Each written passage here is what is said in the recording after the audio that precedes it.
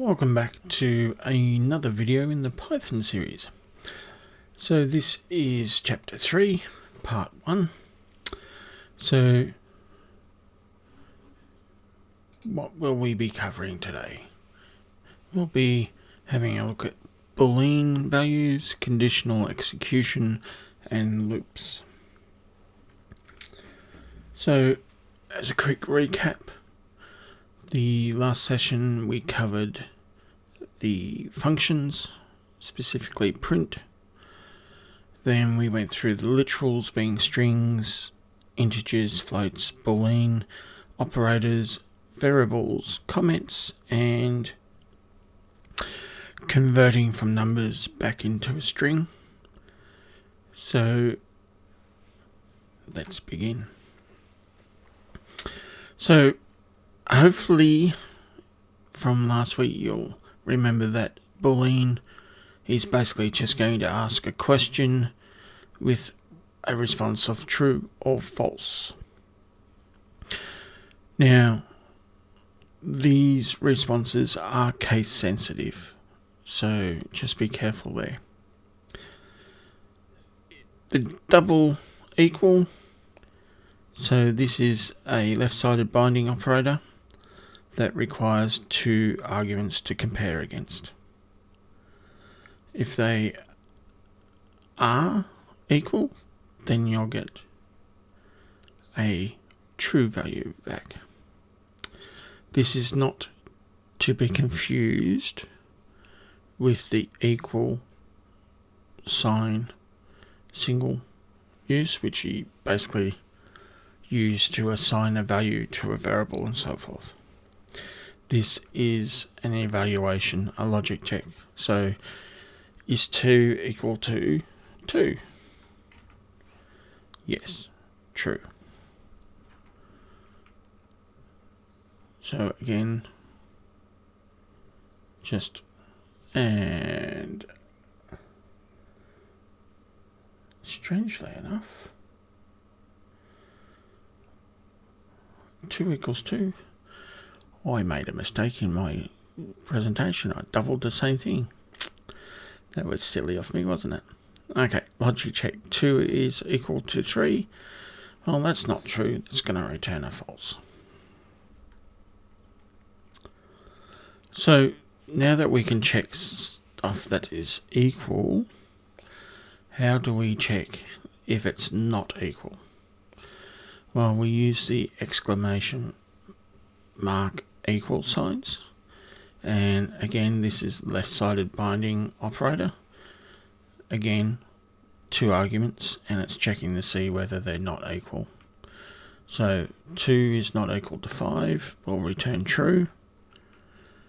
2 is not equal to 2, that will return false.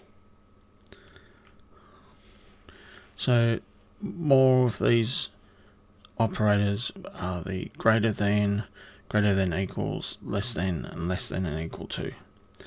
So all of these are also left binding. So that means they'll evaluate the left parameter argument against the right. Now, properties, so what functions or operators are conducted first. So a bit like the good old days of maths, you have to understand which bits of the equation to do first. That's what the priority table is saying. So you got the parenthesis exponent, so the power's off, changing positive and negative values, multiplication, division, remainder, addition and subtraction, and then your comparisons, your logic, is this equal to or not? Now, when reading the operators, top to bottom, left to right, so if there's more than one operator in the row, you read it left to right. That's the order that things will be executed in. So now that we have the ability to check whether something is true or false, we can do conditional execution, which is commonly known as an if statement. So if something is true, then do this. So the key word there is an if, and then you have an expression that is the comparison, the colon to finish off the if condition line, and what follows in the indented space is the set of commands to be executed if the condition was met. So if sheep counter is greater than or equal to 120, make the bed, take a shower, sleep and dream. After all that's done, feed the sheepdogs. Notice that it's back at the left side, so it's not a conditional execution of feeding the sheepdogs. It's going to happen regardless.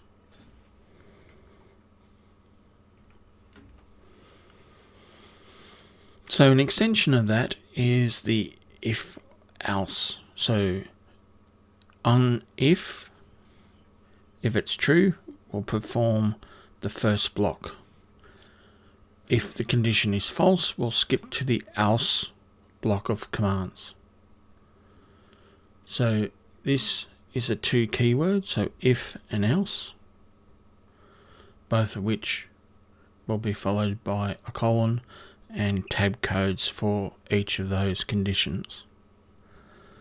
So in the example at the bottom of the page, if the weather's good, we'll go for a walk. Well, if the weather's bad, we'll go to the theatre. And regardless, we're going to have lunch afterwards. We can nest these conditions in other, so we have a multiple question. So if the weather's good, so it's good weather, can we find a nice restaurant? If we can, we'll have lunch. Otherwise, let's just eat a sandwich if there's no good restaurants. If the weather's bad, we'll go to the else statement. Can we find tickets for a movie? If we can, we'll go to the theatre. Otherwise, we'll go shopping.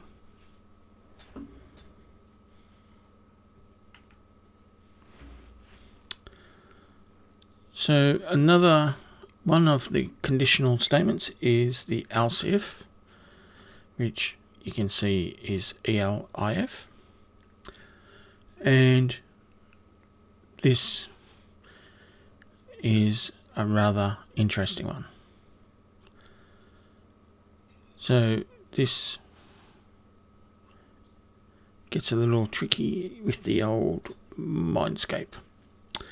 So a sequence of if, else statements are known as cascades.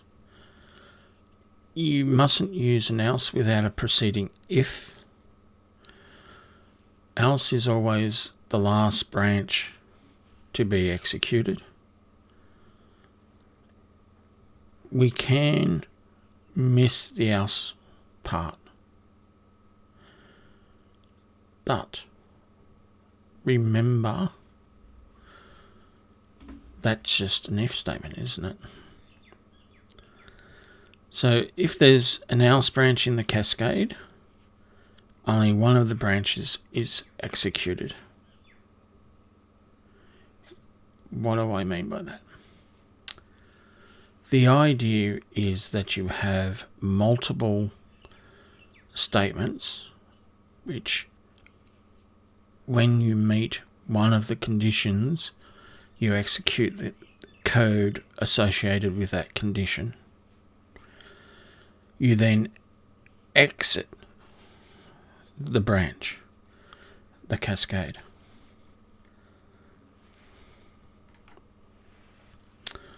So, if the weather's good, we'll go for a walk. Or we might go to a movie. Or we might go to have lunch. Or we'll play chess at home. So, in other words, if the weather's good, we'll go for a walk. Otherwise, we'll try to see, if the weather's bad, we'll try to see a movie. If there's no good movies playing, we'll see if we can have lunch.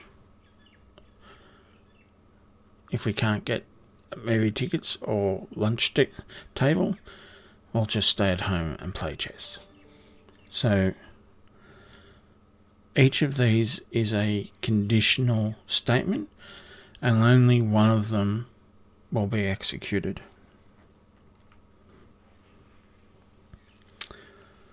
Alright, so let's get the brain juices flowing.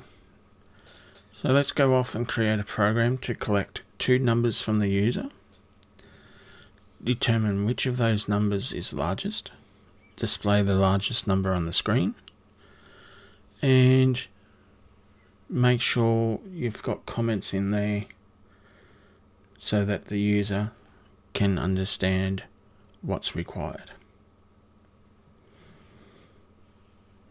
Come on, off you go. Hit the pause button. Alright. So, here we are. Here's a possible solution. So, number 1 is an integer, and we're going to input it, enter the first number. Number 2, integer, input, enter the second number. Then we're going to do a conditional evaluation. If number 1 is greater than number 2, then the largest number is number 1. Otherwise, larger number equals number 2.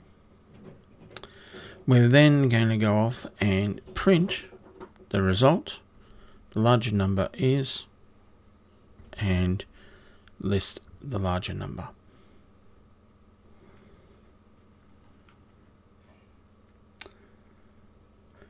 Alright.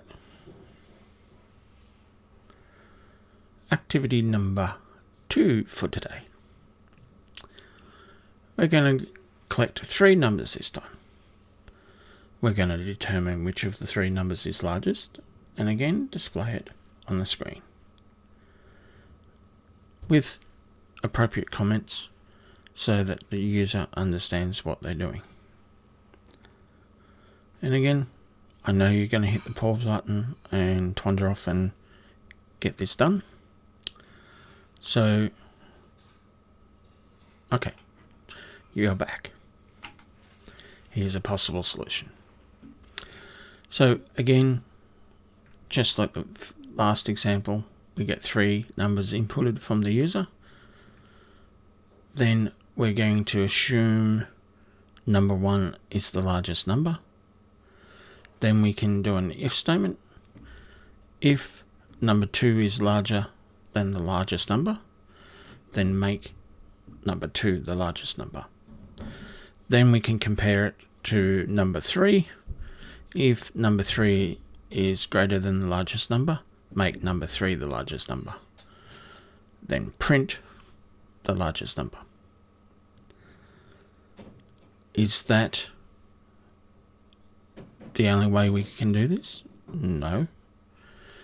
But with the commands we've gone through so far, that's a reasonable series of if statements to calculate those. Now, here's a simpler way. In Python, there's already a predetermined way of calculating the minimum and maximum numbers, and that's the min method and max method. So we could collect our three numbers and then just turn around and go, the largest number equals the max of those three numbers. And that value would then be inserted into the largest number, and then we can print it. Saves a lot of time and a lot of if statements, doesn't it? Why teach you the short method first? Where's the fun in that? Now, a lot of the time we will do loops and continue looping while a condition is valid. So while's the keyword we use here. We then have a expression that we're evaluating, and then a series of instructions to execute. So while the condition is true, we're going to continue to loop through the instructions that follow. Be careful not to create an infinite loop, because that could be bad. So here we're going to say counter equals 5. So while counter, so it will print inside the loop and print the value of the counter. Then we're going to decrease the counter value by 1, and while we have a valid number in the counter, we will continue the while statement. Then it will become an invalid number and print outside the loop. So it's up to you how you want to do this, but that's one way. Another way is using a for type arrangement. So I equals 0 while I is less than 100. Go off and do something, and then we add 1 to I. Now that's quite valid. Another way of doing it under the for loop would be for I in range of 100, do something, and then pass. Now the pass means we're going to have at least one instruction. Alright, so we've got to at least do something. So the range is basically going to be 0 to 99. We don't get to 100.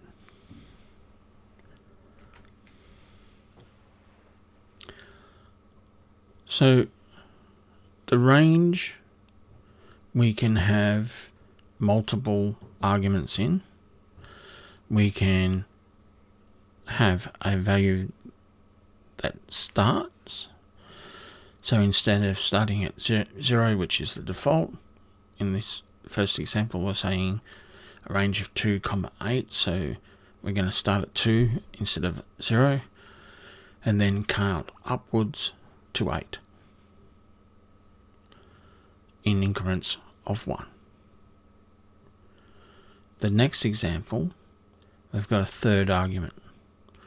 So the first two are the same. So we're starting at 2, counting to 8, but we're going to count up in lots of 3. So 2, 5, 8. Alright, so the third argument there is the increment value.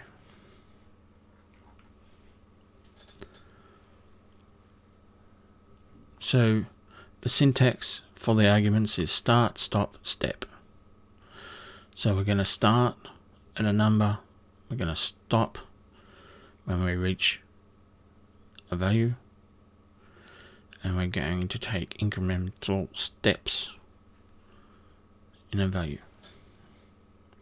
So the default is we're going to start at 0 and we're incrementing at 1. So the only constant argument that must be defined is the stop value. because we have a default value for the start and the step. Useful commands to be used in conjunction with loops is break and continue statements. So we basically want to be able to stop a loop or skip a loop on conditions. So break allows us to immediately break the loop's conditions and exit, and continue will mean we'll test and then skip the execution of this round and then reevaluate.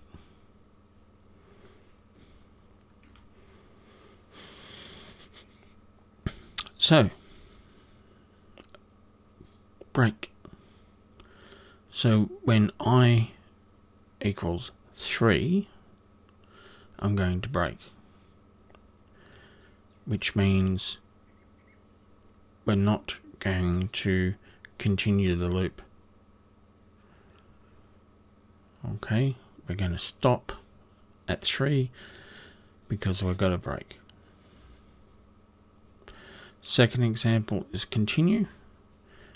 In this example, when we have I equals 3, we're going to continue, which means we're going to skip the print statement and go back up and check I for 4.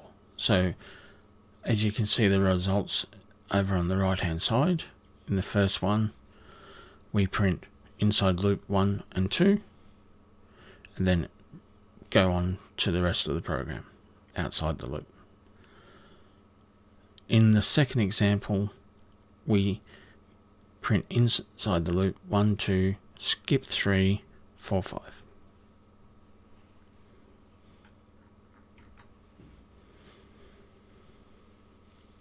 So while else loops. So while the condition is running, we're going to do that. Once that is false, we'll do the else. So in the front one, while I is less than 5, I'm going to print I and then add 1 to it and loop up.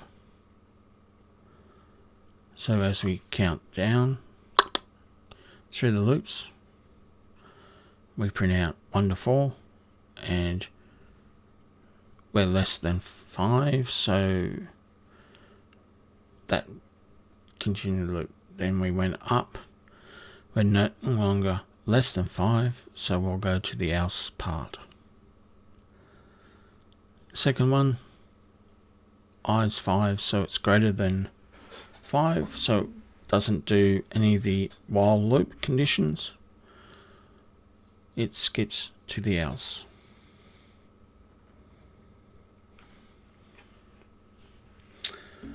All right. Activity time. I know you enjoy them. So, first one, create a for loop that counts from 0 to 10 and prints odd numbers to the screen.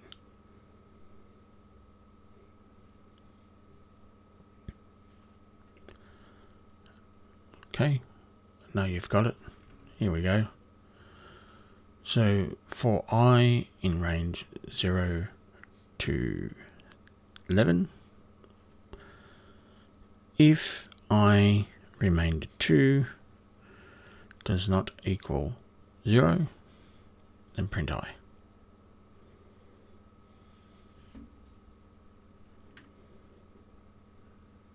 Give it a try. Next one, create a while loop that counts from 0 to 10 and prints the odd numbers.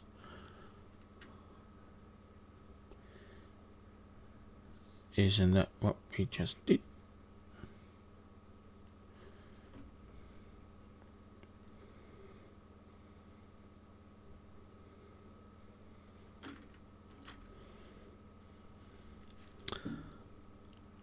So as you can see, there's more than one way of doing things. So one's using a for loop, one's using a while loop. Both basically doing the same thing. Just slightly different ways of doing it. Alright, let's try another lot. So create a program with for loop and a break statement. The program should iterate over characters in an email address and exit when it reaches the @ symbol and print the part before the @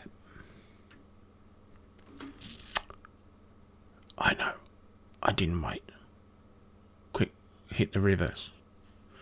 So, for ch in john.smith@test.org, if ch equals @ so character, break, print character end with double quotes. So rather than doing a new line, it's just going to print them one after the other with no spaces.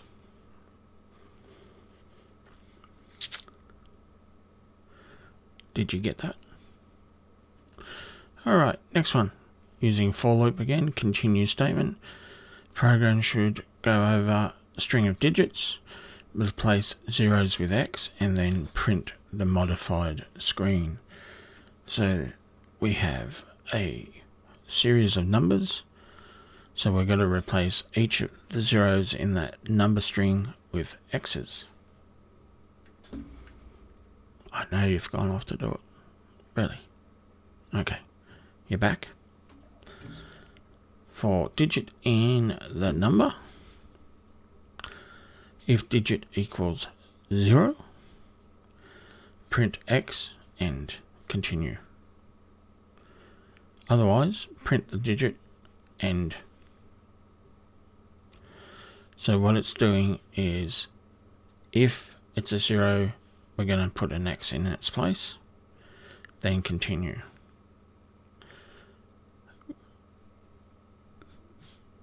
If it's not equal to 0, it goes in, exits the if because it's not matching the criteria, and then goes to the digit. So, I hope you got that. Alright, so this covers the first two sections of Module 3. Please complete the online labs for sections 3.1 and 3.2. And if you're unlucky enough to be in my physical class, you would have copped a few handouts. So, in summary, we have gone through Boolean values. We went through conditional executions and did an introduction to loops. So we did if else, while. So there's a bit. Alright. This is about 30-minute mark, so timed it well. So we'll continue Module 3 in P.E.1.3.2, second half of the module. Until then, it's bye for now.